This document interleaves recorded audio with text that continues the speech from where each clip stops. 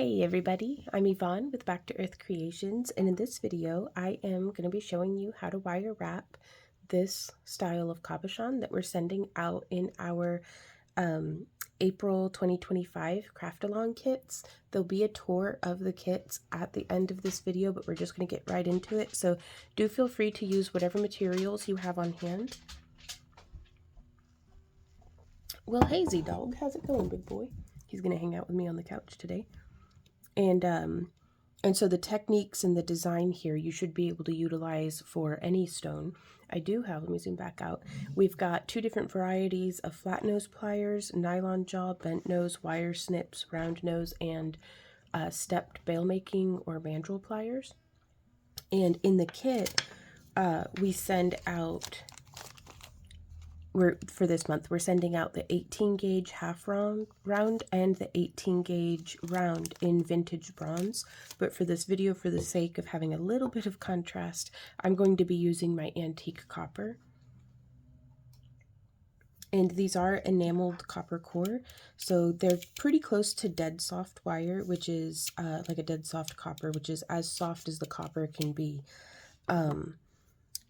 But it's a little stiffer because it's, you know, been enameled and stuff. But I like to use my nylon jaw pliers to just run it along the wire, get it nice and clean.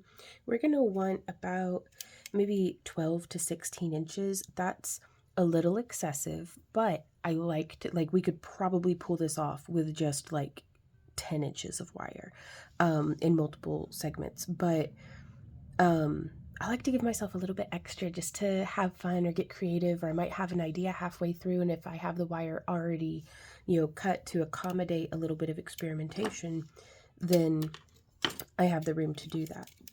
And so, super durable. I like to pull off a section, straighten it out. Just 2 sweeps typically does the trick. And then we're just going to get it snipped. Now, of course, if you're following along with your own materials as opposed to what comes in the kit and you have a larger stone, you might want to increase the amount of wire that you're using, because we want enough wire to make a nice perimeter. I'm actually going to be wrapping mine point down, but we want to make a nice perimeter and have enough for the bail and a little bit of decoration off to the sides. And so here you can see just right off the spool, it really helps to have an example like just side by side of, I don't know if the camera picks up on it, but there's just very little, you know, variation in the straightness of the wire. So I like to get it nice and even. And depending on the thickness of your stone, you may be able to just use 3 lengths. But for something like this one that's a little dummy thick, I think I might want to use even 4 or 5 wires. And that's pretty much to just make sure that we have enough to come, you know, I want one wire to be able to come to the back of the stone, and I want 1 wire to be able to come comfortably to the front of the stone. So I'm certainly going to do at least 4.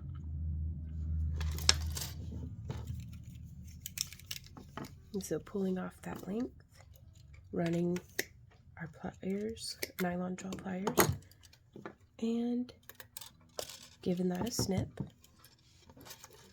And then we can check against the depth of our cab. You know, I think that'll be great. Because if I did just 3 on a thick stone like this, I'm going to have to bend so much of the wire in to get it to accommodate the depth and curve on the front. Whereas with 4, we might not have to worry about that quite so much. And you know what? Let's go ahead and do 5, because 4 is easier. It is. And I'll show you what I mean by that when we get there. But because the easy part is this first part where we're like having fun and wrapping the half round around it and getting it shaped right and stuff. The hard part for me is always doing the bail and just figuring out what to do with all of these wires, because now we're gonna have 10 loosey-goosey ends just going crazy. And so the fun experimental part of today's project is going to be, well, what are we going to do with all of those ends? I did have an example piece made that I was going to show you guys that today's project is based off of, but we can't find it. So I don't know if I accidentally shipped it to somebody or if I hid it in the backyard or if it's just hiding from me. So that's that. Now here on our half round wire, you may be able to see this is the rounded side and this is the flat side. Do you see how the light hits quite different? So round side, flat side. We're going to be wrapping with the flat side against these other wires, and we do that to make sure that it helps bind everything together nice and snug without adding a whole lot of bulk to the design. So I'm going to start by trimming off, I've got a ruler here on the edge of my surface, 1, 2, 3. Let's do 7 inches, and I'm going to clip 3 lengths of the 7 inches from our half round wire.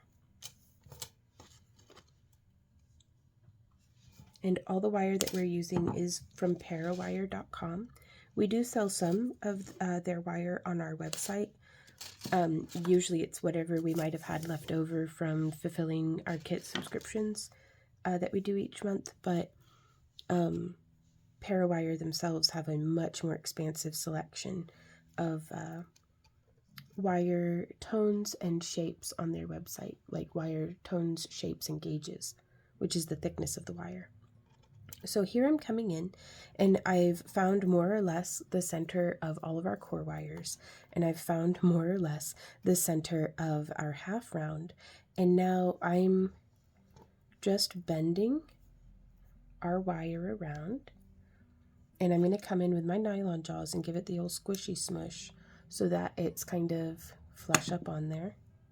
And I just want to make sure, I'm going to bend that around, and I like to kind of squish and smush as I go. Boop. Because I find I get a much more even squish whenever I do this.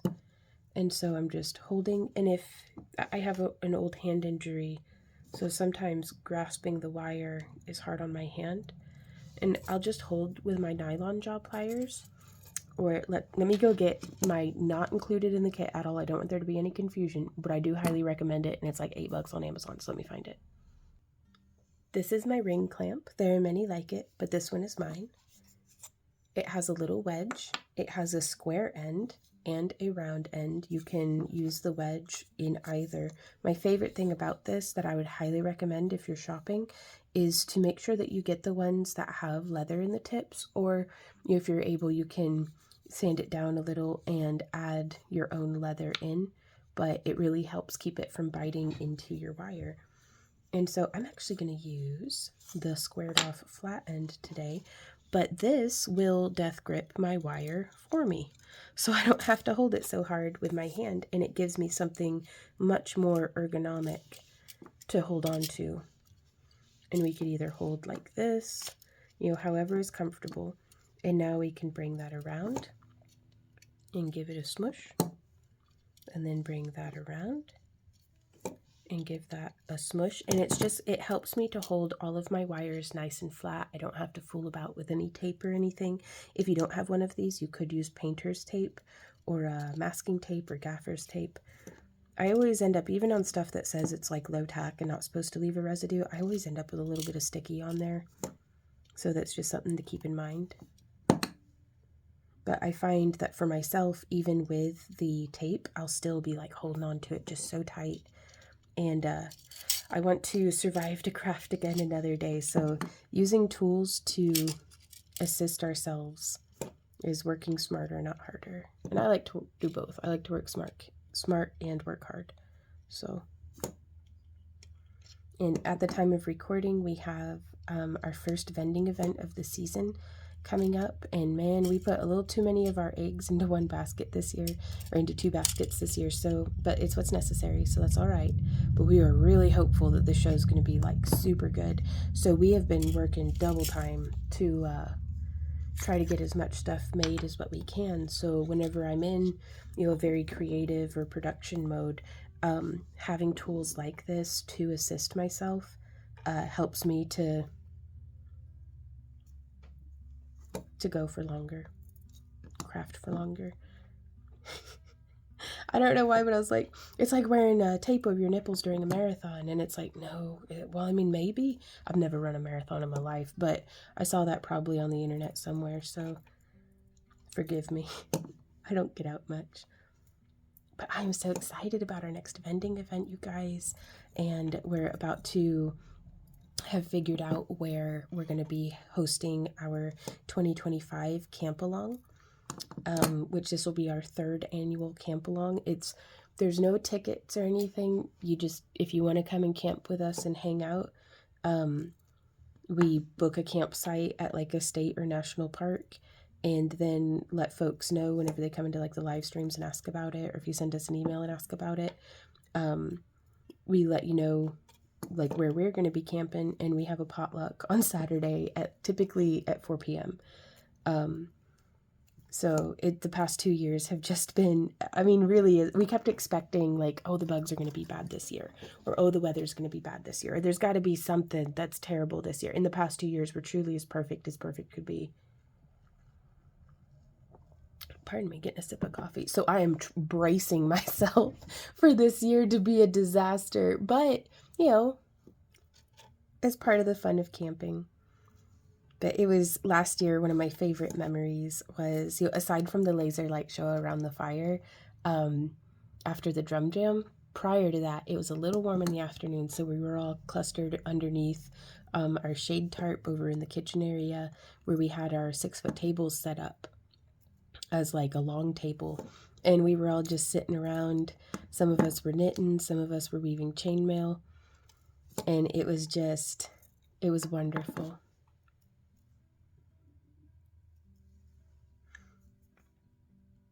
And so now that we've gotten to the end, I'm going to come, and you can see this is where the wire has finished. So I want to finish this end. I want to terminate it on the same side of all of our wires, as I just want to be consistent. And this determines, to me, I'm putting my thumb over it to make sure that little bit doesn't ping all over the house.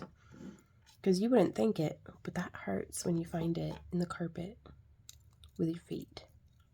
And then we'll just smush it down. But this has determined for me which side of our wire is going to be facing the stone, because that way you don't have to worry about those little loose ends. And so now I'm going to come in with my flat nose pliers. Actually, I'm going to wait to do this until we have the shoulders wrapped as well. Now, I don't need this much of a weaving on each of the shoulders, and this is going to be, this part of the wire is going to end up being here and here on our stone. So I'm actually going to go ahead and snip one of these 7-inch lengths in half. We'll utilize this one somewhere else, I'm sure. And if not, then we're ahead for the next piece. That's a big part of wire wrapping. Like, I genuinely try to go in with a plan, you guys. It doesn't always work out that way. But, so much of wire wrapping is creative problem solving. So this isn't what I planned, but this is what is happening. So I wonder, I'm going to place my clamp on this side, just holding everything together, and we're going to place our wedge. And again, this just gives me something to hold on to. Now, you don't have to start in the middle of your wire.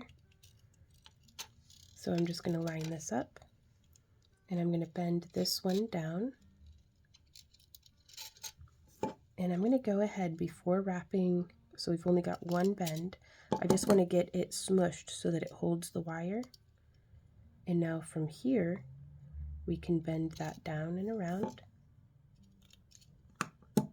And do you see how that's starting to hold things nice and well? Not a whole lot of wiggle, just a little bit of slide, which is perfectly good for me. Now, at least for recording purposes, that clamp does get in the way, so I'm just gonna try my best. Okay, and so now I'm gonna be trimming on this end, and I'm gonna wrap. Oh, see there, I did one whole wrap, and that's okay. Now whenever I do one hole wrap, I try to make sure that I've bent real well to that way, and then I bend real well to this way. I don't want to do it all in one go. Let me demonstrate what I mean by that. If I took this wire and just wrapped around both, then whenever I cinch it down, especially if it's on my first couple, it'll start to bunch and group all of these wires together. Now sometimes I get lucky and it's not so bad, but I hate to risk it. So that's why it's slower, but this is how I make sure I get the results that I'm looking for in a consistent half round wrap. And this also really helps me to make sure that my wire is staying consistently. The 18 gauge is a little bit easier for me to manage, but if I'm using like a 21 gauge half round, oh man, it's tricky for me at least, to get that flat side of the half round to stay facing where I want it to face. So if you're having difficulty with that, you're not alone, and practice will make progress. But just cutting off more manageable sized pieces, it may make me feel like I'm wasting a little bit more than what I needed to, in the beginning, but nothing's waste whenever you're learning. It's an investment in the wire wrapper that you're going to become. And also, pro tip, you can save all of these weird little bits of wire and put them into like one of those little glass jars and make like a little pendant out of it or something, and just be like, fairy scraps or, something.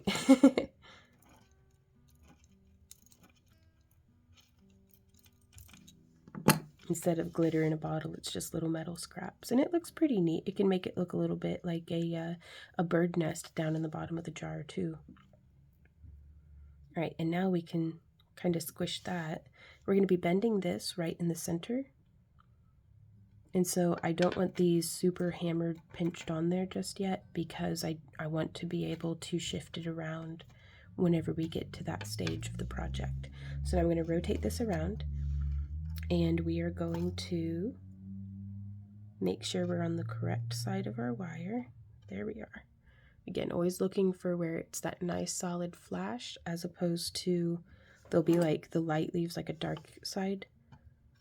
The curve has a high point and a low point, whereas the flat is just a nice mirror flash.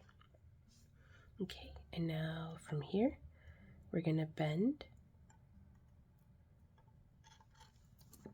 And let's give that the squishy smush. There we go. And again, that's just making sure that there's not a bunch of negative space. And I'm going to bend that around.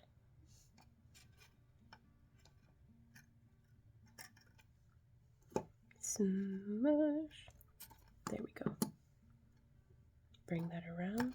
And not quite. I keep misjudging. I keep trying to get it to where there'll be enough, but this is part of that practice that makes progress. Even after years and years, sometimes you just gotta go and see what happens.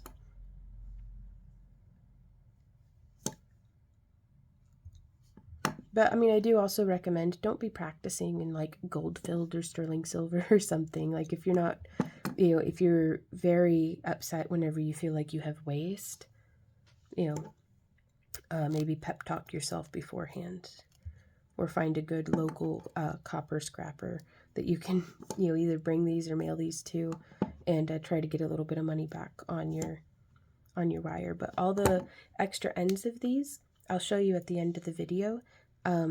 We may do a bonus project, and I'll show you how I like to utilize I call it second use wire. Stuff like this I might be able to use for like details or something in miniatures or in polymer clay, but I'm okay with either tossing or melting that down. Whereas if it's more than an inch or two, I like to save it, and I'll show you what I like to do with those at the end of the video. Now here, for the sake of symmetry, and I wrapped a couple of times and it didn't end disastrous, but I like to start slow and methodical. That way we can kind of get the hang of it before we try to go fast. But here on this one, I'm going to count. We have 1, 2, 3, 4, 5, 6, 7. So here we'll have 1, 2, 3, 4, 5, 6, and this will be our 7th. So I'm just going to lift that wire up just enough that I can get my wire snips in. Boop, set that down there. And then lift this one just enough that we can get our wire snips in. Oop. Now, I don't know if I mentioned this, but all the tools and materials that we're using are linked down below. There's a link to our kits and stuff, but also the kits are just there for, I have a lot of fun with it, and I love getting to craft along with you guys, but there is no pressure to, you know, you do not have to have our kit to be able to follow along with this.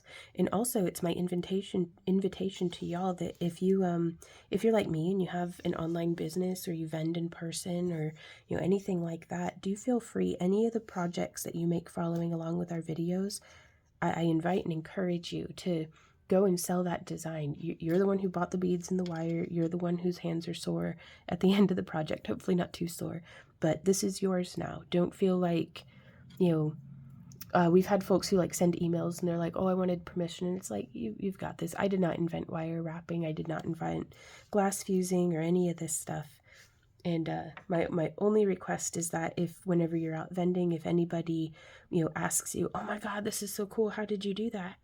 Just spread the learning. Either show them how to do it yourself or send them to YouTube so that me or Oksana or CSL Designs or somebody, we'll hook them up. But just spread the learning and spread the love. Oh, and I didn't even bend that in the middle. That's okay. So here, I tried to bend it in the center of our little segments there, just using my flat nose pliers. And I want this to be a nice little boop. Oh, I love that. Okay. And now from here, you could use the neck of a bottle. You could use a cooking spoon handle. You could use your ring clamp or literally anything, or a ring mandrel. But what I'm going to do is I'm going to press this up like this, using my finger and my thumb to hold our wire frame against the wood. And then I'm just going to bend around this away. This is not the same size as my cabochon, but it doesn't need to be. We're just training the wire to a curve. And now let's check and see. Yeah, perfect fit. No. And from here, we can just squeeze that down until it is hugging our stone very nicely. Oh, that makes me so happy. I love wire wrapping, you guys. I'm so glad my hand is healed enough that I can tackle it. I got a little too heavy into wire wrapping since healing up, and my hands started to hurt again, so I took a couple days off. But I'm learning to listen to my body. If we listen to, our aches and pains when they whisper, then hopefully we don't have to hear them scream. And I'm trying to be respectful of when my hand's going, hey, hey, excuse me. And so, okay. All right, so let's see. We could, if you were a clever crafter, you could use a marker or something to mark where our bend is going to be. I'm just going to eyeball it and go. Because I'll never learn. And every single time I'll bend it and it's in the wrong spot, and I'll have to unbend it and go again, but that's okay. I'm here for it. So I'm going to take all 4 of these. Though we could, before I do that, we could take care of 2 of these wires straight out and just have them kind of coiled on the front. No, okay, that'll be the easy way out. We have a different tutorial that's kind of like that, where we just snip here and spiral it down, and snip here and spiral it down, and we do that same thing on the back. I'm going to try to not do that on this one because that's my go-to, and I want to try something different and challenging and new. So I'm going to, holding with my flat nose pliers, about 1 centimeter. Now that's going to be different depending on your stone, but just rough about. And then I'm bending them all up and out a little farther away than what they need to be necessarily. Then we'll bring that there. And I just want to check and see if how that is sitting close to our center line. And then here on the other side, I'm going to position like this. And I'm going to do, I want this to be as 90-degree, perpendicular bend, like that, as what we can. And then bringing those angles to where they touch each other you know, and that's pretty darn good. I'll take it. Cool. We're going to set the stone back down. From here, I like to take my flat nose pliers, and I'm going to put my finger right here by the shoulder, and this is providing resistance, and I'm grabbing just one of the wires, and I'm bending inward like that. And then I'm going to take this one. I've got my finger in the same place in relation to these shoulder wraps, kind of bracing. I'm going to grab one wire and I'm going to bend in. And so they're not perfectly symmetrical, but I don't feel like they have to be. Whoop. I try to not, I have an inclination towards wanting things to be perfect, but it stops my productivity and my creativity right in its tracks. I have learned to just sit back and see what happens, and let it be what it's going to be. I probably should have done this before we bent, because do you see how it pulled these wires in just a little? That's okay, but it's something to keep an eye out for. And again, if you're a clever crafter, you may do better at thinking ahead about, you know, what steps to do, whereas I'm just chugging right along. Okay, and from here, I'm going to set this on our table. I would not do this if it were a soft gemstone like a malachite or a turquoise or something, but with the glass, it can take quite a bit of abuse. So I don't mind just pressing and making sure that the back of our cab is nice and flush into what we're doing. Now from here, I don't know yet if this little bit is going to be enough to hold the whole stone in.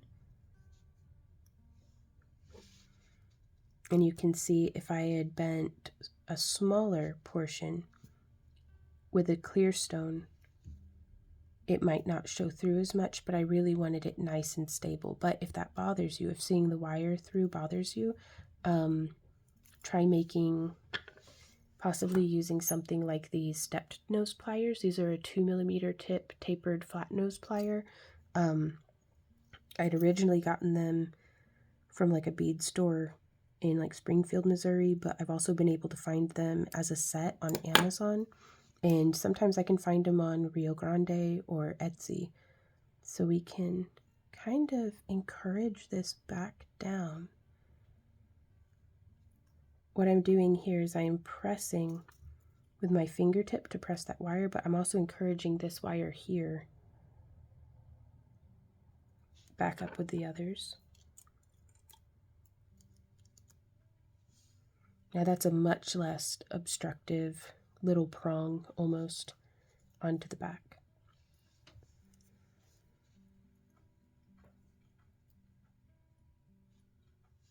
And now we can do something very similar to that, whoop, on the front.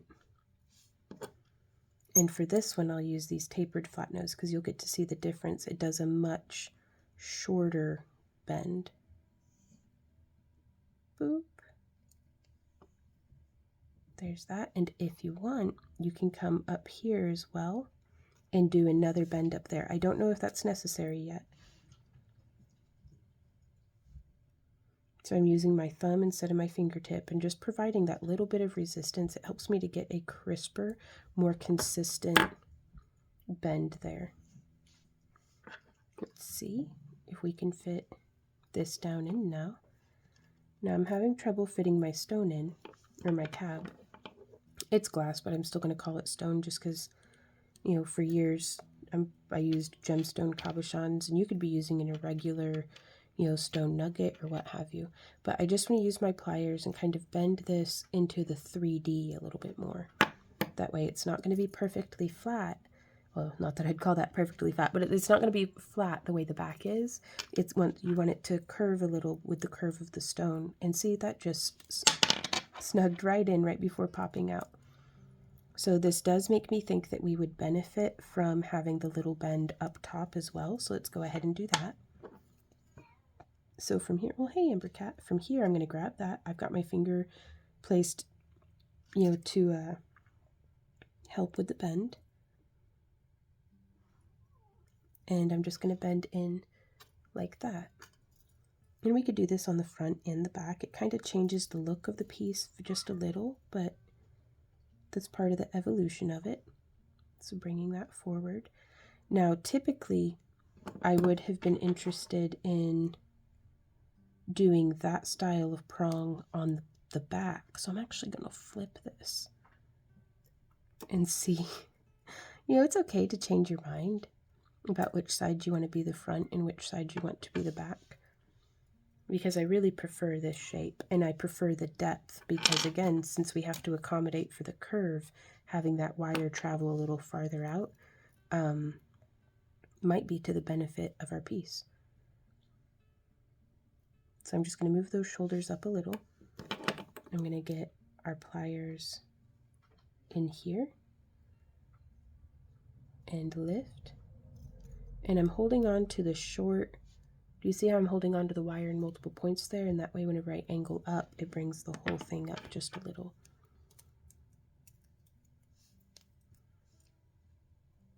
There's not, I don't think that there's a right or wrong way to do these things. I think what's important is to know what you're doing and why. You know, so, okay. So it withstood the shake test, but not the pop test. So let's see if we can pop it out the back though. No, those wires are really holding on to there, and I like that. And so now we can bend that back in a little bit more. And by having the shoulder wraps down a little bit, that gave us the room to be able to bend it and then have like a cool, you know, kind of curve in. So now we get to decide, what do we want to do from here? And I think with these pushed up all the way, I'm going to grab just that wire and I'm going to bring it in just a little. And I'm going to grab just this wire. It's always a little more awkward for me from one side than the other, but that's all right. Just bending that in.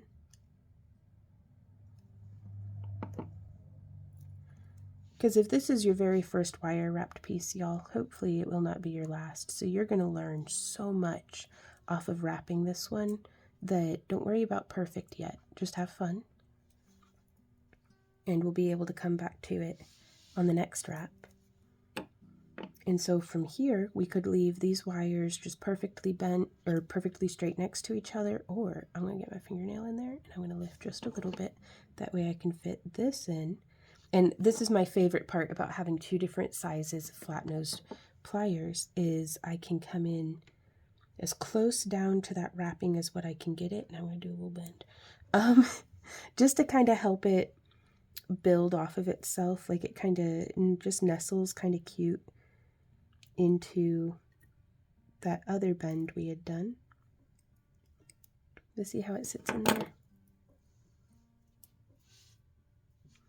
And so now when we hold it by the neck, if this is the body of the pendant, these are the shoulders, that's the neck, and the bell will be the head. I'm just holding it by there, just taking a look at it. But I think this makes a very nice, and I'm pressing these wires flat. I want a nice flat profile. And if that hurts the pads of your fingers, you can use the surface of your wooden desk to kind of, or just kind of pressing to bring that in together. So that cab's in there now. Now we get to worry about the bail. Let's take a coffee break and think about this, because there's a couple of different things that we can do here. We could wrap around the base of all of them right from the get-go. We could start from the front. I'm going to do from the front, so I'm going to grab our two frontmost wires.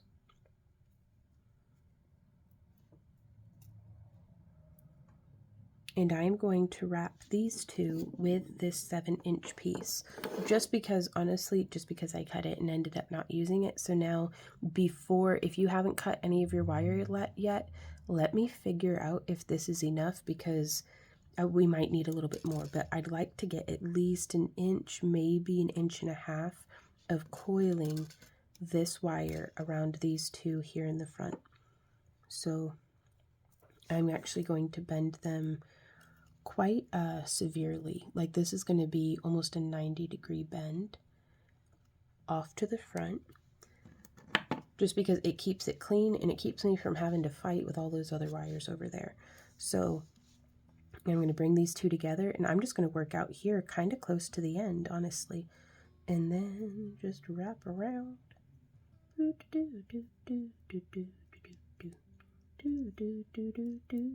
Now since it's just the 2 wires, I'm not super worried.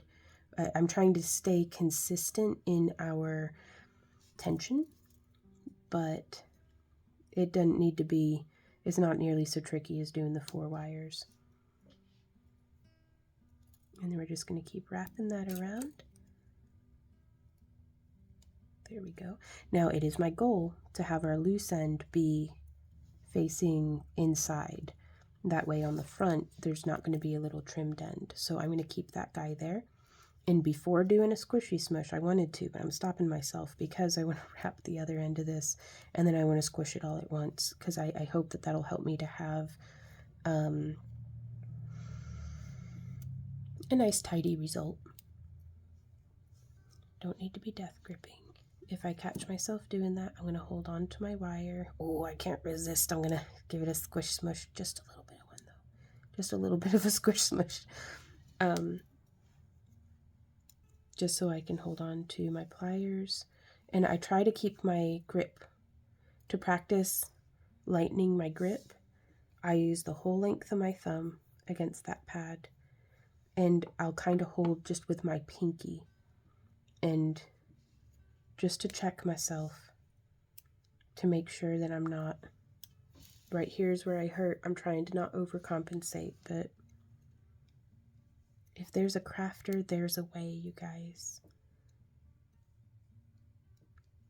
We're going to continue just shaping that around.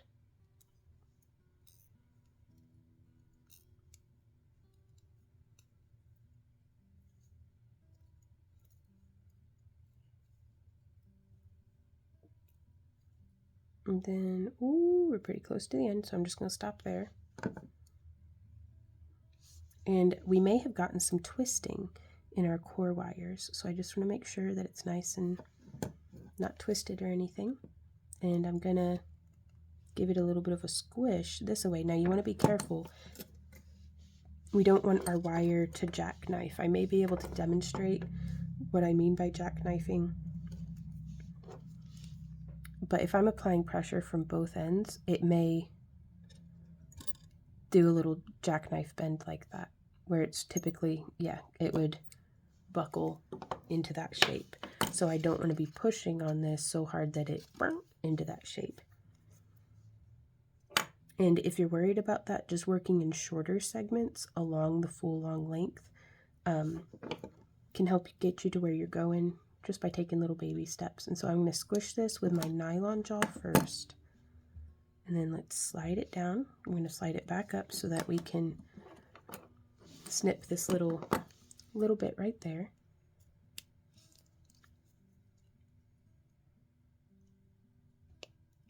Give that a snip. Give that a squish, but not too hard till we get it down to where it's going. And from here, I'm going to use my flat nose pliers to really just squash the heck out of it. Oh, you could lightly hammer it if you had a hammer and a block or all sorts of things, but I think this is adequate for sure. Gets the job done. And then I'm just using my flat nose to just wrap that around and then try to squeeze a little bit more. Oh, y'all, 7 inches was perfect. Now keep in mind though, if you're wrapping more than 1 wire, because you could have brought 2 wire or 4 wires forward, or you could be getting all sorts of creative with this. The more wires you're wrapping, the less distance that 7 inches is going to get you. So I'm no mathematician, but I presume that if I doubled the amount of core wires to get this length, I'd need to use 14 inches instead of 7 inches. But I don't trust my math till I've tested it. So, all right, and now here, I'm going to take my lazy way out. Oh, here I go. I'm going to take one of the backmost wires, and I am just going to curl and curve that away so it's facing that way. Then I'm going to take this one, and I'm going to curl and curve my fingers on it to keep it flat, but you can kind of see I'm just making a nice tight little curly cute, and I'm still going to leave these wires on here because I may decide to do something else a little later on. But for the most part, doing that isn't really going to help keep the stone in, but our side wires have done that already. So we don't need, we could add in redundancy if you like, but adequate gets the job done too. And everything else is just style and flair. So from here, we have 3 wires on this side and 3 wires on this side. And I want to bring them up, and I'm going to use, you could use a pen, you could use a knitting needle, but whatever you use, I recommend that it's a consistent diameter along the length of the barrel, because if I were to come in, I could use my round nose pliers, but what I'd want to watch out for is if I grab onto this here and bend it around, this wire's traveling around a different circumference than what this wire is. Or that's the distance around the barrel. So like this one, let's use, a 6 millimeter barrel. So the circumference, whether it's here or here, is 6 millimeters. So our wires will bend a little more evenly. So I'm just going to get this nestled in there, and I am going to bend these around, and I'm going to let them travel a little towards the front just so I can get that nice bend that I'm looking for. And then I'm going to change sides. So we're just getting the wire there, or the pliers there. Oh, I really hope this comes out even. I'm always worried that my little, because this is, I call it an amphora wrap because I want it to look like one of those ceramic kind of jugs that I watch during the ocean before bed, and they keep finding a bunch of them like in old boats, and they're like, ooh, this one had wine in it, and I just think that's delightful. So I was like, I want to make it, because then these look like little fey amphoras of like little wishes, or mermaid tears, or something. An elixir of some sort, but I don't want the little humps of the handles to be all wobbly and lopsided, but if they are, then that's how it comes out. So mine are quite tall. These are like hecka tall. Uh-oh. So if you don't want your amphora handles, well, I don't know, that might be really nice too, though. I didn't want my bail to be shorter than the amphora handles, personally. So what I'm going to do, that's okay, is I'm going to straighten out our wire, and I'm going to try again, but now I know I'd rather do it a little farther down. So what I'm going to do to just help myself to be successful is I'm going to go ahead and snip all these wires. I'm using my 2 fingers, so that's about 1.5 inches, but you do based off of what you would like. I use my hands more than a ruler because it's just cumbersome to use a ruler when I could just use my hands. That's one more tool for me to have to keep track of. That's one more tool for me to have to set down or pick up. So when I come in here, I love these wire snips. I've been abusing them for almost half a decade, and they chomp right through without a problem in the world. So now from here, we can start from the ends, and that will help me, I think, to be the symmetry that I'm looking for. So I'm going to use the smallest barrel on my mandrel pliers, and I'm going to come in here, and I'm curving this towards, whoopsie, the inside. And if you don't want to do all 3 at once, you can just do 1 at a time. But I'm going to keep trying to do all 3 at once because this just the song that pops into my head is I've been a nasty girl, and it's like, no, you haven't, you're just wired. Calm down. But do whatever you want, be wild and free.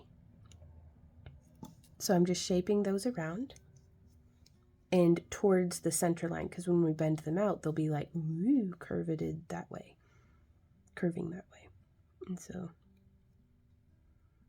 Just grabbing and bringing it around.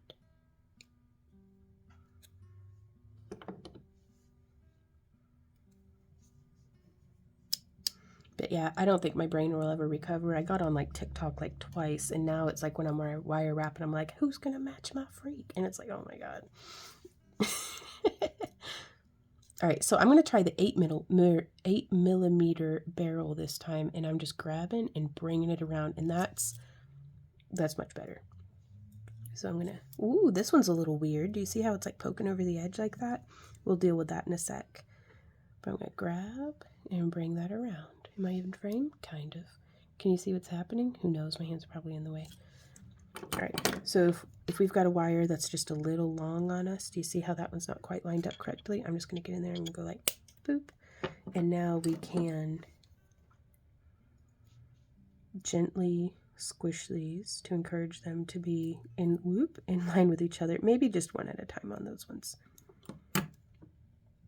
But we can take these, we could leave them nice and wide right there as the Amphora handles, or we could bring this down to a smaller sized mandrel. And I like to lift a little. And what I mean by that is I'm grabbing and then rotating towards the center to lift those ends. And this is going to let us get them kind of jammed up against the neck of our bottle. Do you see how that's a different, slightly different shape?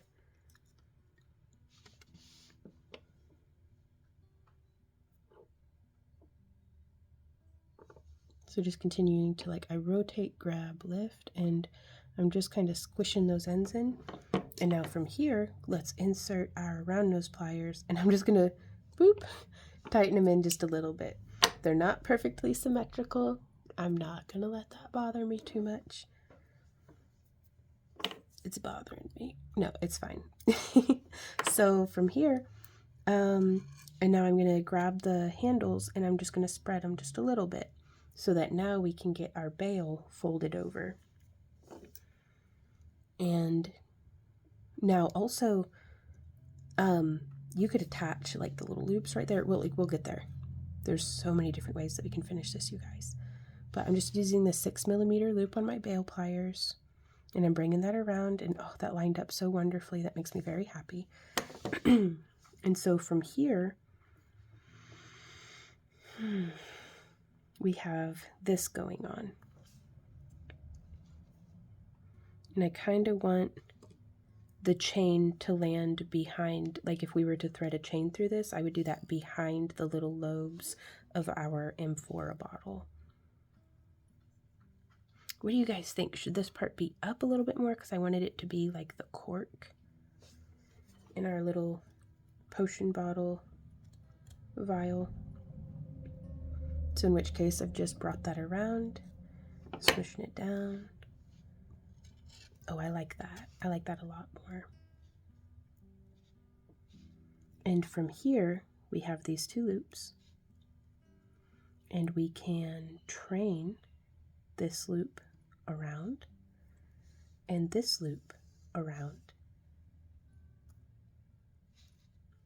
And this one here, we can, it makes me kind of nervous because we're really making commitments here in the design.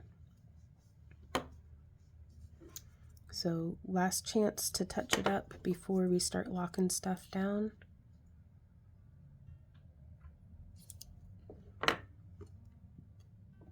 All right, let's be bold. We've got this.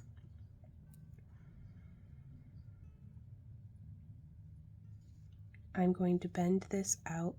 I'm going to use my thumbnail, like right here is where I want it to be bending. So I'm going to bend this out. I'm going to do a training bend. Do you see how I just gave it, like on your screen, you may be able to like touch the screen and zoom in if you're like watching on a phone or something. I'm very hesitant to zoom in because that I just end up out of frame. But hopefully you'll be able to see what it is that we're doing. But that training bend then helps me to bring this around, feed through all three of those wires, and then pull through. And it didn't work. Oh, my phone's not, I'm supposed to be plugged in charging, so my phone doesn't die. Okay, let me get it. All right, charger's plugged in. I'm sorry about that. But it doesn't work every time, but it helps just a little. And I'll take all the help I can get, you guys. So from here, again, and you could use pliers, are a much better choice, like my poor thumbnail. I'm going to come in here and just grab, just rough about where I want the bend to be, and just do that little bend. And now whenever we pull this out, I'm just going to find our end and sew it as though the wire is both the needle and the thread. If I'm going to use pliers to help me pull through, I like to hold close to the tip. That way I'm not bummed out if it mars up my wire. But we'll just pull that through like that.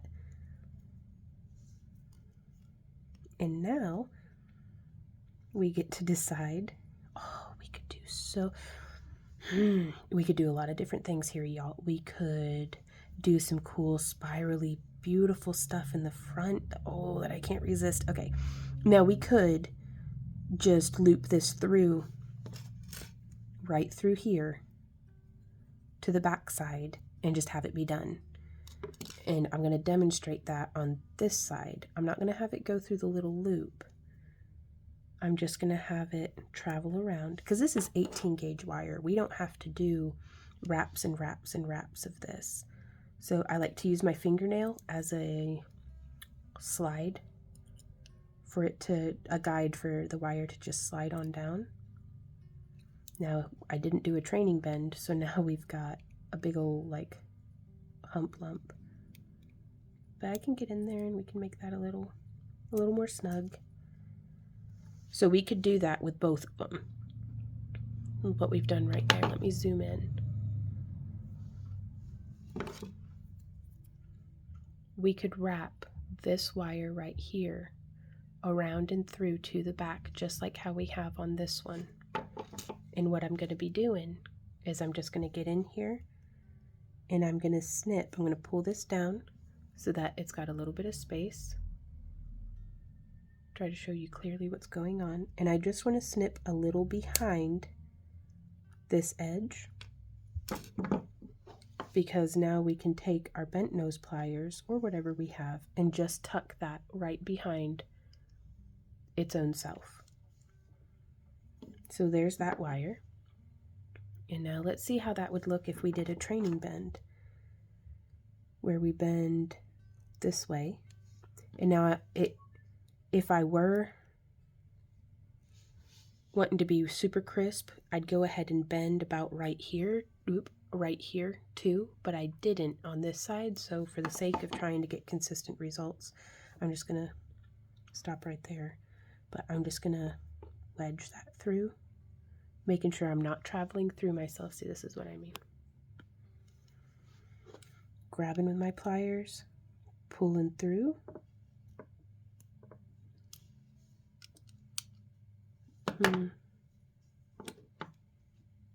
Let's pull that down this way.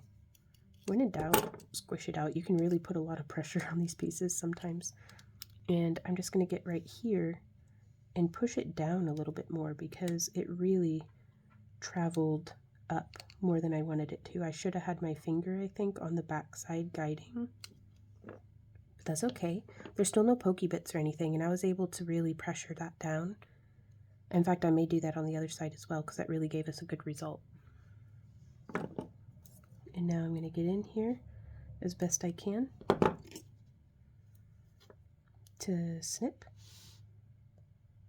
Oh no, it didn't make it all the way. If that happens, instead of chewing it up with my wire snips, I just wiggle it and it breaks off. Sometimes just nicking the wire hard enough is good enough. So let's see, how did I do that?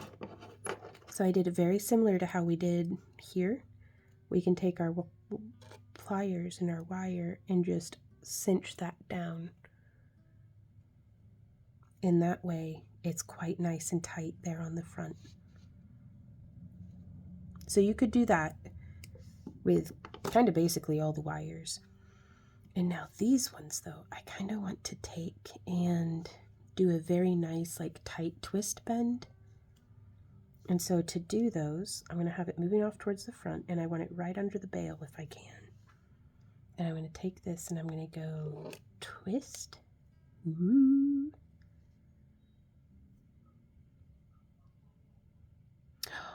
what we should have done. Let's take one of these wires and we're going to bring this through right here. This is one of our second use like scrap pieces. It's right through there on the front. And I'm going to bring this around so that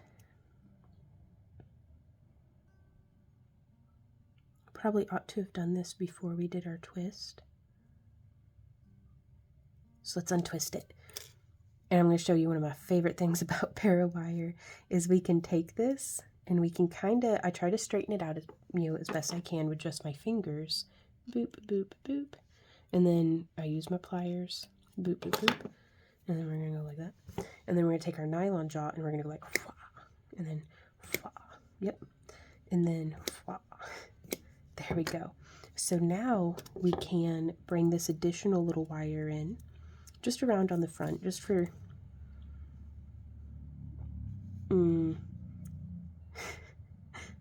I guess, poops and giggles, like shits and giggles, but just coming around, just because we can, just because we want to. And I'm going to bend that like that. And now I'm going to travel this wire across, following that one, and this wire is going to come across but below because I want it following this one. Oh my goodness gracious, I love that so much. And from here we can now do that twist. I like to twist. This one's going to be moving around all over the place. Don't worry about it. It's in position. We got that twist. And we're going to bring this and I'm going to just follow it. You can't see what's happening because my thumb's in the way, but that's because I'm just holding it down there. Following the wire that it was paired with. So this one, and now I do want to hold that wire in place. This one's going to follow around on this side. Oh, I love that. Now you could do a couple of those wraps. Or I think I'm just going to do just the one, and I'm going to bend this up quite a bit so it's coming over the shoulder.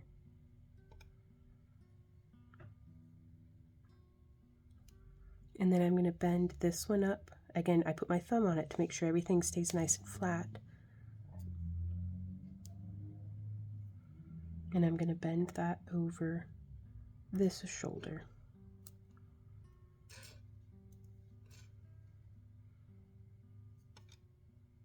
And you could do all sorts of different creative things, y'all. You don't have to finish that off the way that I did, but those are just some different ideas.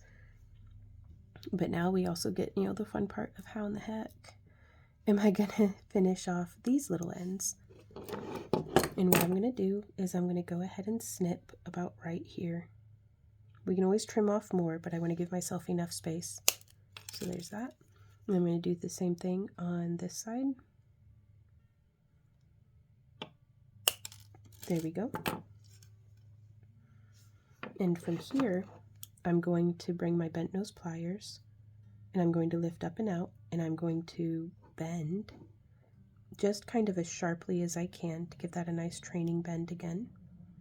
And then same thing on this side.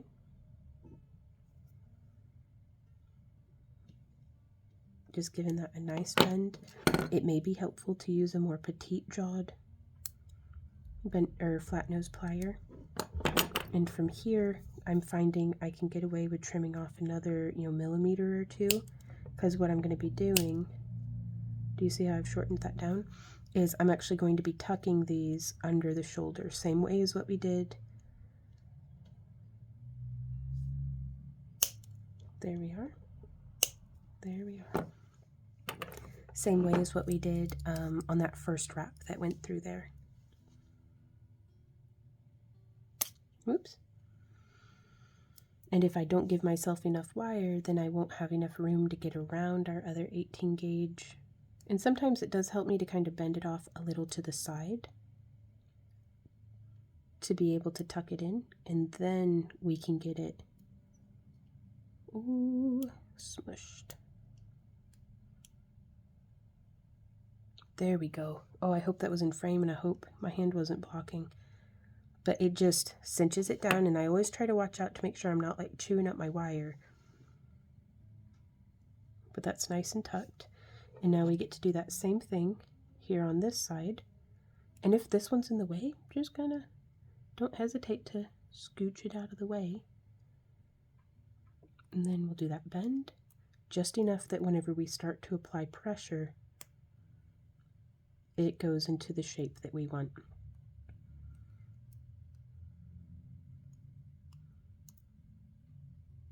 And do not be frustrated, you guys, if yours does not look like mine, if yours has plier marks, you know, if you're, you know, don't let it discourage you if it didn't come out the way that you thought it should, because that's just part of the process and part of the fun. You know, I've been wire wrapping since 2008, and you know, there's things that happened by delightful accident early in my wire wrapping that I wish I could replicate now. So, you know, just have fun, enjoy the process. You will improve with time, but you don't have to be perfect right now, especially if this is like one of your like first out of like you know, first 10 wire wraps or first 50 wire wraps. Like, you're still learning so much. So don't let what you might perceive as the quality of your results inhibit you from pursuing your craft, because you will keep getting better and better and better every single time, every single wrap, every project. So just try to nurture, you know, learning as much as you can and having fun, and you'll get there. You'll blow yourself away, you know, with surprise at what you're able to accomplish. So this one, I'd consider this done. Now, if we had a chain with us, if you'll pretend with me that this is a chain, you know, it would just slide through the pendant like this. You could also attach some little decorative chains or bead strands off of these corners here, or you could join me with making some bead links. I'm going to practice, and you can grab any old seed beads that you have. I'm going to grab some size 8 seed beads. Okay, so here I have some size 8 and some size 6 seed beads. Size 8, size 6, I think. And these are not included in the kit, but this is the bonus project part. So we're going to take, you just want to make sure that your beads fit on your wire. Let me get, if I don't close them back up, I spill them, y'all. And so I'm just getting a few. Now they were super cheap, and I love them because it gives it a very organic look. But what we're going to do is we're going to take, this one might be a little too short, but all of this wire here that I've actually gotten angry emails from folks being like, you made me waste wire. And I'm like, I'm sorry, but I am here to show you what to do with wasted wire, because I don't believe in such a thing. Let me get all my little crumbs of wire over here. But what we would do is I want to make sure that my ends are nice and flush. So I'm just going to do a little bit of a snip with the flat side of my pliers, and then make whatever size of loop that you want. And we have our whole wire wrapping masterclass for free. All of our tutorials are for free. Some of them might drop to members first, but they always all end up being free for anybody to watch. But we've got a masterclass that takes you through links, spirals, clasps, making your own ear hooks, some basic wire weaving. Like, I try to teach everything that I can, so that whether you're watching one of our videos or any video or short or TikTok across the internet, you'll be able to have a solid foundation of wire wrapping techniques to build from. So if you want to learn more about making links, check that out. But I'm just going to do a little loop, and then a size 6, a size 8, and another size 6 in just some glass colors that I think match our cab pretty well. Oh, I love it. And that's just going to be our little link. And since this is the same non-tarnish wire that we used to wrap our piece, it's going to match perfect, and we don't have to worry about it turning our skin green or anything like that. And so I'm going to bend, and I'll have tried to have paid attention to how much wire I used to make the loop on this end, and we're just going to snip that again on the flush side, and then bring this around. And if you have jump rings, you could use jump rings to attach these loops to each other, or you might have like some cute charms or something. Just want to make sure that's a nice closed loop. But we could attach, if I made the loop larger, we could attach it directly to the Amphora handle, which has been bound with an 18 gauge wire, so we don't have to worry about that lifting, but we could bind that there, or we could thread these through. The way that I would do that part is I would take one of our pieces of 18 gauge, and we're going to bend a right angle, come in with our round nose pliers, and I have a little notch that I filed into my pliers, which is where I tend to like to bend, and not every single loop is going to come out perfect, and that's okay, but we do our best. You could do wrapped loops here if you like as well, but I think the 18 gauge is perfectly adequate. And I'm going to use these smaller beads that are consistently sized to come through. So I've made a loop on our wire, and I'm threading on just these size 8 seed beads because they are very consistent in size. They're a different brand than the other ones, and I just want them to be nice and consistent. That way they sit flush next to each other. And I'm not certain how many we'll need, so we're going to eyeball it.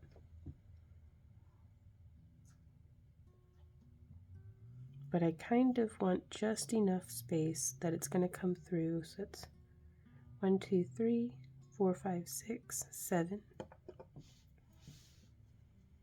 and 8.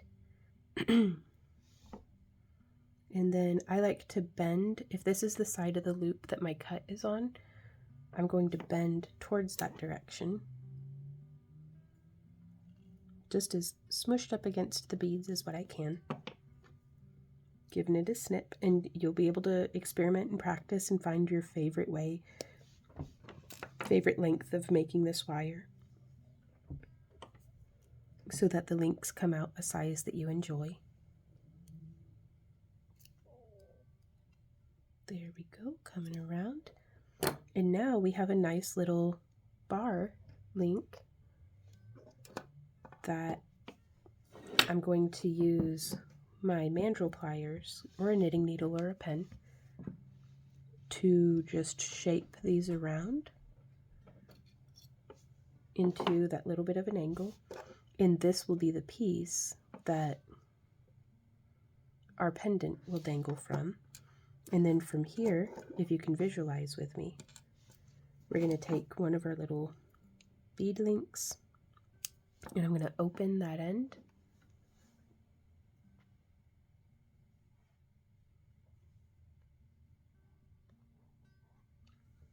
And we're just going to hook it on. And then, whoop. The magic happens in the details, you guys, and it's not always just about the pendant. The pendant, is usually the focal point, but it becomes a whole piece of art when you add in a handmade chain. And you don't even have to, my favorite way of doing these, because as a business person, it's my goal because I'm a business person and an artist, so I want to get to make what I want to make, but I also want it to be sellable and marketable, and some pieces are way more art than business minded, and sometimes whenever it's I know that we're going to be doing like a flea market or a craft show where I'm probably not going to be moving a lot of our high-end pieces, but I still want it to look beautiful, I'll do what I call a mullet necklace, where here in the front we'll have the wire and the beads and the beautiful and the handiwork and stuff, and then from about here back, so if I'm making an 18-inch necklace, for the front 9 inches I'll do the intricacy and the beautiful work, but to really help cut down on expense on the piece, that way I can charge less, I'll just do a high quality chain around to the back. Usually if it's silver toned, I'll use stainless steel, but I have found that the enameled copper from theringlord.com or the enameled copper like plated alloy from Panda Hall, both of those have worked really well for me. I have very sensitive metal allergies and I have highly acidic skin, and those hold up to me wearing them. So I can only speak for myself, but our customers have also been happy enough to keep buying stuff from us year after year, and I really appreciate everybody's feedback. So if you did get something from us and it started to turn you green, please let me know. That way, you know, we don't know what we don't know. But all of this wire, all of this waste can be used to make that necklace. So while we're increasing the amount of time that it takes to make the piece, we're not increasing our material cost, which is phenomenal. Anywhere that I can cut our material cost while still maintaining high quality, like that's winning. And so we'll just make a little loop, and we'll do a boop, a little seed bead, and then a bigger little seed bead, and then another little seed bead. And these are very easy. We can make some earrings to match, you guys. Ooh, and what I would do, okay, let me finish this link. What I would do for the earrings, the matching earrings, is we could make like a little spiral.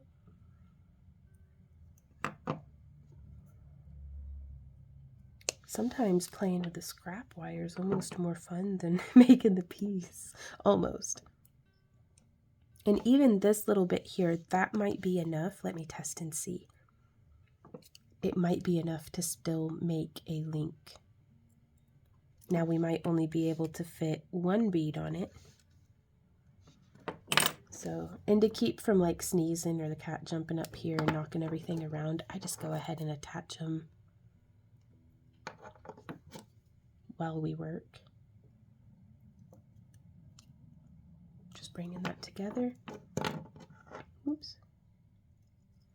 Now again, these little seed beads are not included in this month's kit, but it's really got me thinking if I could find like some bulk seed beads. Keep an eye on future kits, because this is a phenomenal way, I think, of making the whole piece. So this one, right. So again, I want to try doing the little snip. How long is this? Is this even an inch? This is barely an inch, you guys. So I'm going to see how tiny can we make it. Because we always want our loop to at least be large enough to be able to fit. If I'm using 18 gauge wire, I want to be able to fit an 18 gauge wire through our wee bitty loop. And we can test that. Woo, no, Gandalf. But yeah, and now we can put a bead on it. Oh, I can use a bigger bead than that. I'm going to use one of these big weird beads from... Oh, could we fit? If we just make the loops smaller, can we fit? That would be so cool. Oh my god, that's so tiny. Let's try.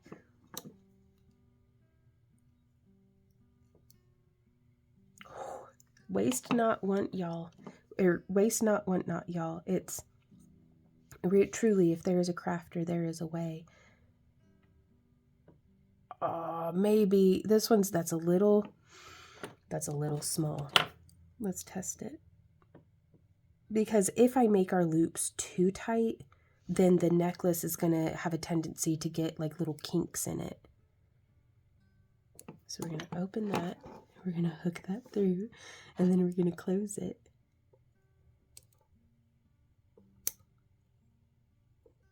Oops, all right, let's get this closer to my eyes so I can see what's going on. And then also, if in this situation, I'm attaching a really tiny loop to like a reasonably sized one, I should have just opened the reasonably sized one and hooked it through the tiny one, because it's easier to close one of the slightly larger loops.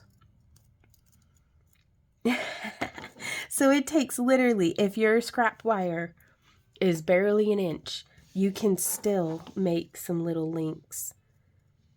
and we can just do our whole necklace like that. But I also wanted to see if we can, this piece of scrap wire is 3 inches long. And so what I'm going to do is I'm going to put a little seed bead just here in the middle of it. And then I'm going to do an itsy bitsy spiral. So we're bending our wire around the bead. And I'm just shaping it around this way. And then on the back side, I'm going to shape it around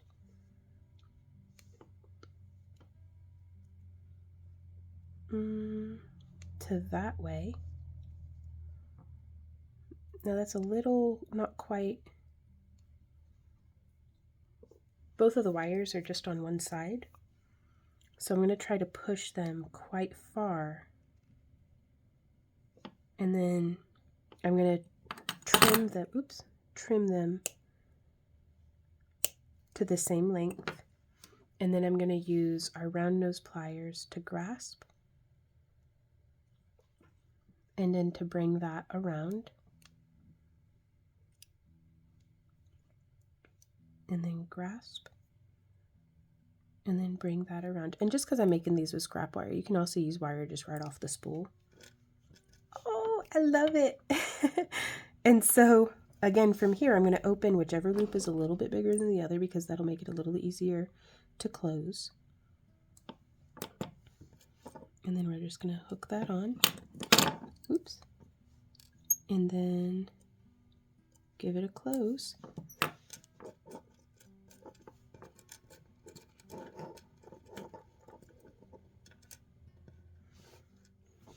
There's a nice little bead link that we could use to make a bracelet or some earrings or what have you, just using the scrap wire.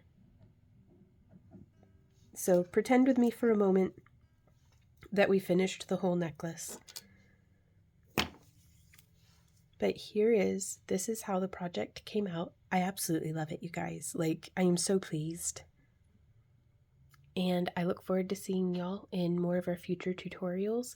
Right here, I will be adding in the tour of what you can expect in the kit from our $15, $25, $35, $45, and $55 kits. And if you are interested in one for yourself, the links are down in the video description. We have a kit option where you can purchase just for the month that we're currently in. Though whenever the month of like April, for instance, for this kit, when we're out of the stuff for this kit, we no longer sell the kit. So it's typically you got to get it in the same month because we don't hold inventory of kits that way. Or you can sign up for a monthly subscription, and whatever day you sign up on will be the day that you get charged in future months, and then we ship every Tuesday. So like if you got charged on Friday, we'd be shipping to you that following Tuesday. But yeah, so here's the tour. Thank you guys so much for hanging out with me in this video.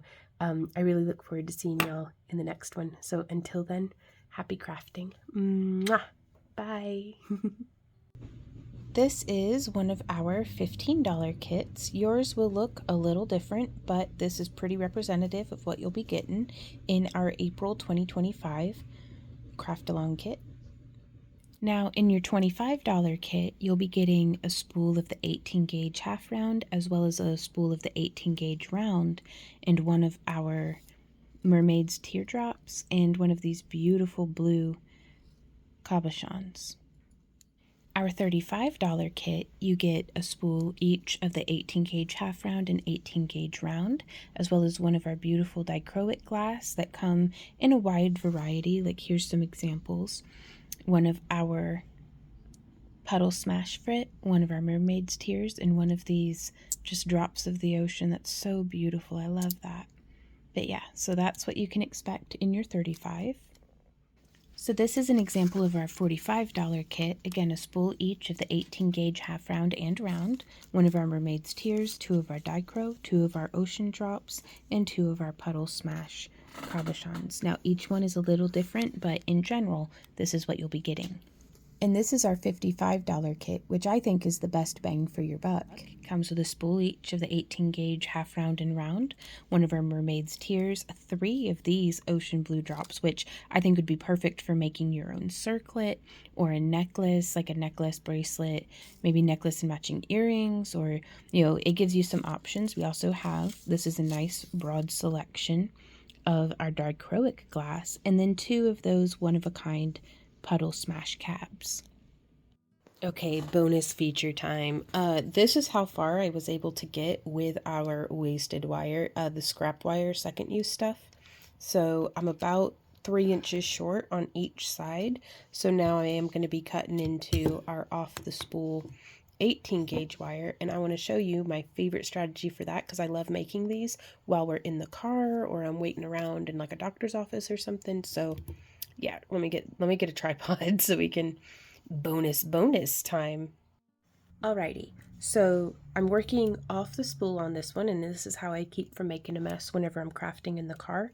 And I know now that we need 3 more inches on each side.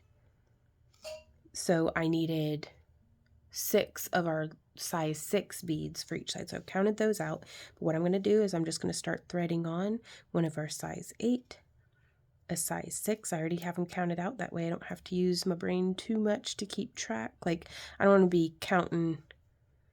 I get distracted, y'all. And so now I'm just making sure that I've got this much for each bead. So a big one and 2 little ones. And if you don't want to have to make as many links, you could make them longer. I just like the curve and drape of these shorter links. But the more you practice and the more you make jewelry, the more you'll find your favorite way.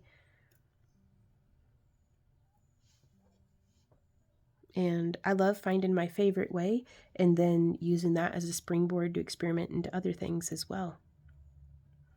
There we go, just sliding those on. Now you could, even with the 18 gauge wire, you could do these as wrapped loops. My scrap doesn't go as far whenever I'm doing wrapped loops, but it's a stylistic choice too. It's not always just a structural thing. But there we go. And we're just going to keep threading this on until they're all threaded on. Alrighty, so we have all of our beads on, and if I plan on crafting with this later, I'll come through and I'll go ahead and make, now I'm just protruding about 2 or 3 millimeters from the end of my flat nose pliers, and that's the measurement that I'm looking for to try to make my links, my loops, consistent. And so there we go. And so now I don't have to worry about my beads falling off the end, and I can roll this up and just stick it in my purse or something. But I am going to go ahead and try to hook my beads back into their containers so I don't make a mess. And if I'm on the go, there is still a risk that I may still lose some beads. I don't like to travel with beads in tubes just because I've had too many of them pop in my purse. So I'll just take a pinch or so and put them in like a little baggie. But yeah, and so now from here, now that I have that all tidied up, what I'm gonna do, and I put 2, I didn't need to put 2 on that last one. So let's see if I can open this link up. But yeah, if I don't have little baggies of beads in my purse, then I've probably been replaced by a pod person or something. All right, so we're just gonna pull that off there and then wrap this around. Give that a little squishy smush. So yeah, so we'll just slide these beads up to our link. And then I'm going to go ahead, and working off the spool can be a little cumbersome, but that's okay. We'll get used to it. You'll find your way. And so, and again, we've done that bend. You could even hold with your flat nose pliers. Now that gets super cumbersome for me, so I'm just going to, you could hold and mark with a marker or something, but I'm just going to eyeball it because I'm not real worried about my stuff coming out perfect. I do not think that something needs to be perfect to be beautiful or to have value. There we go, bringing this around town. I don't know if the camera picked up on it, but my tummy just grumbled. I'm so hungry. It's lunchtime and I can't stop crafting. I mean, I could, but I'm not going to. And so now I'm just going to trim that little end. Boop. Now again, when I'm on the go, I don't worry so much about saving all of my little metal scraps. But if I can save them here at home, I will certainly do that. I'm going to give myself a little bit more space. We don't need to be stingy with our wire. We're not trying to... Whoop, bringing that all the way to the end. And then I'm going to take this and I'm going to bend. I'm going to bend. I have a favorite way of holding the wire, apparently. All right, there we go. And then we'll give it a bend. Now what I've done, it's been years and years ago at this point, but what I have done is with these flat nose pliers, we took a grinder to the outside edge of them to help get that really, really fine tipped, because I wanted to be able to have it take up as little space as possible between the bend and the bead. So some of these have like quite thick tips, so that's just something that I keep a lookout for when I'm shopping for pliers. I mean, I've been using the same pliers for like a decade now, it seems, but hey, it works. And so I'll just continue making little links. Sometimes I'll just trim them off and then do the little close, like, let me show you. So we're going to do our little snip. We're going to do our bend. And then we're going to bring this around. Also, having those rosary pliers might be quite nice, but I just wish I could find some rosary pliers that have a flush cutter inset instead of the little inset that is like this instead of like this, if that makes sense. Because these ones flat on this side, pinched on this side. Most rosary pliers I've used are pinched on both sides. So that might be something cool to keep an eye out for. So we're going to hold that and we're going to bend it. And so oftentimes, just to save myself having to pick up and set down another pair of pliers, I'll just set it down like that. But what we run into with small beads like this is sometimes if we don't do that bend sharp enough, the bead will just come right off of it. So I wouldn't want to lose it, you know, lose the bead. And so we're just going to bring this around and there we go. And we'll keep that going until we have all of our little links made. Okay, so on the last bead link, I want to show you how I finish off the necklace. So we have the beads here on the wire. I'm going to come in about 2 inches and we're going to fold. I'm not worrying about the end being tidy. We're going to fold 90-degree bend. Hey, pardon you, Z-Dog.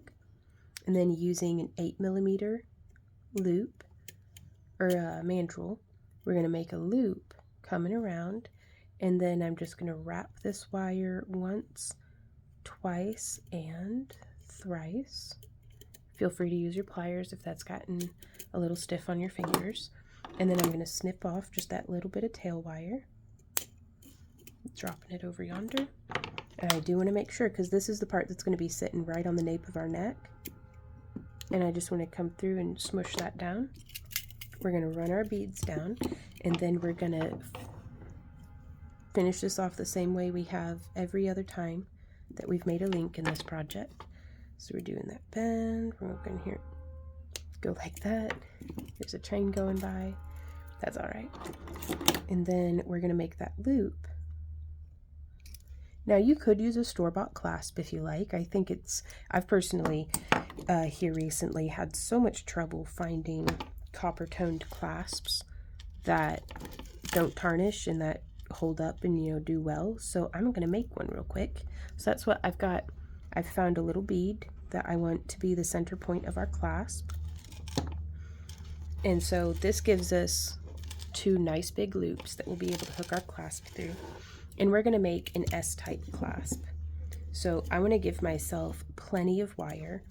And this is going to be 7 or 8 inches worth of wire. Because again, and if you're following along with this, this would be a great thing to do at the beginning of the project, because this is going to make some scrap wire as well. But we're going to bring our bead and just thread it on. And then just like how we did here, we've got all this wire coming off on each end. I'm going to place a finger, one on either side of our bead, and then twist this around just like that. And so from here, I'm going to twist that around on that side. I'm going to come around to the back side and twist that around. And I just think that makes it just beautiful. There we go. And now from here, I'm going to bend both of these out that way. And I'm going to use the 6mm mandrel. Ooh, actually, let's go ahead and just trim them. And I'm going to come out by about an inch.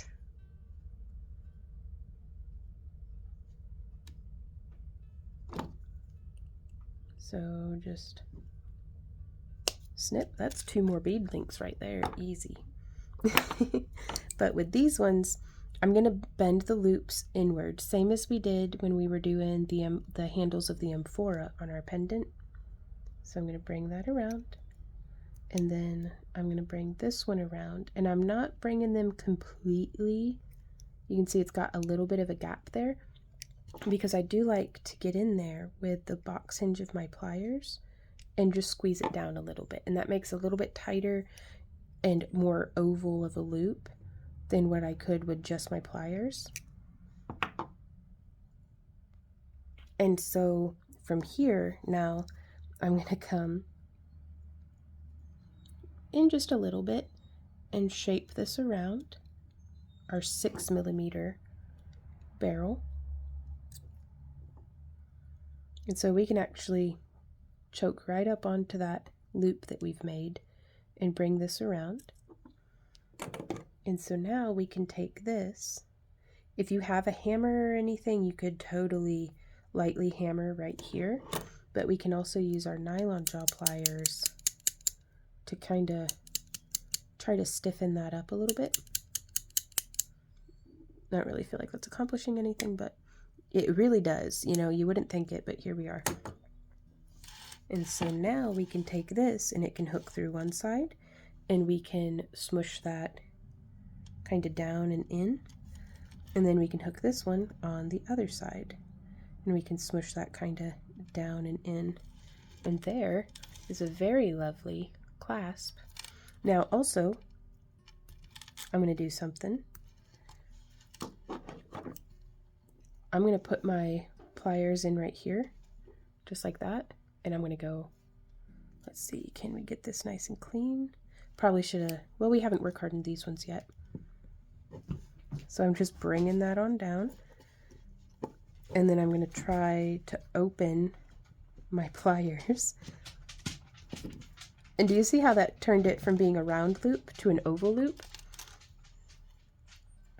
So just pressing it down as best I can, and then opening my pliers.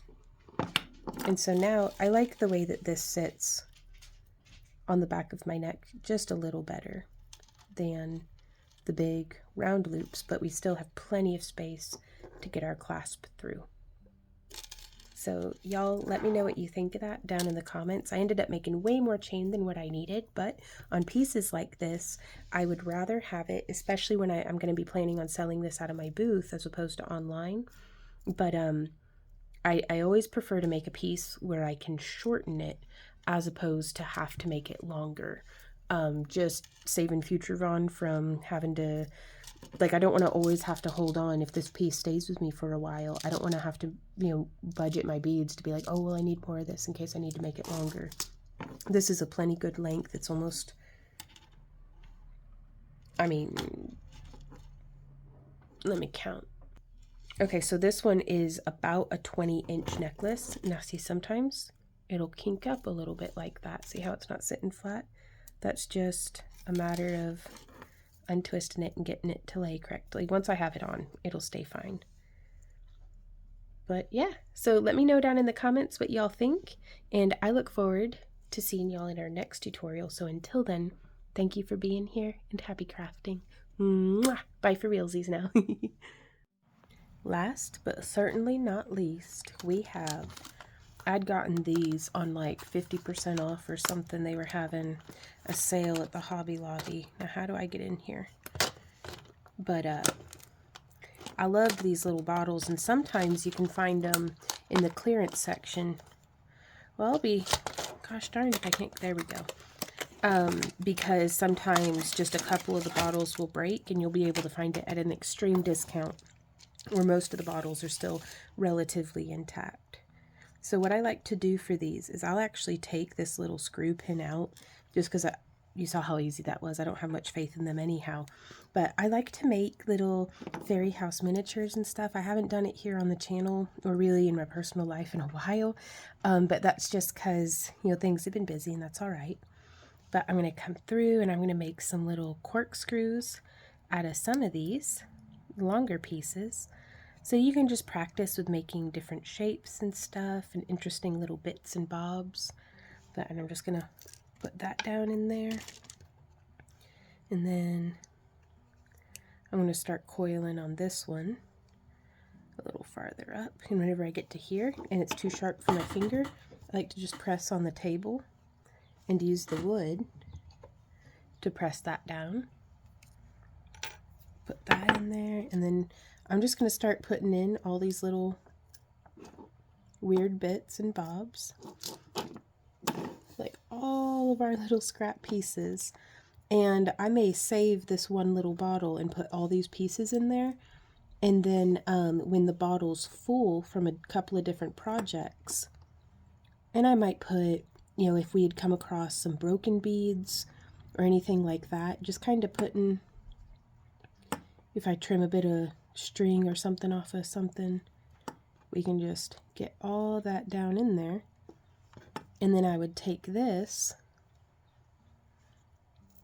and I'll show you. Now this one's quite dusty, and I haven't made any of these in a while because they'll get dusty just sitting on the shelf, because our laser cutter broke. But I loved designing these and cut, like the laser cutter would cut them out, and then I'd paint them and finish them and stuff.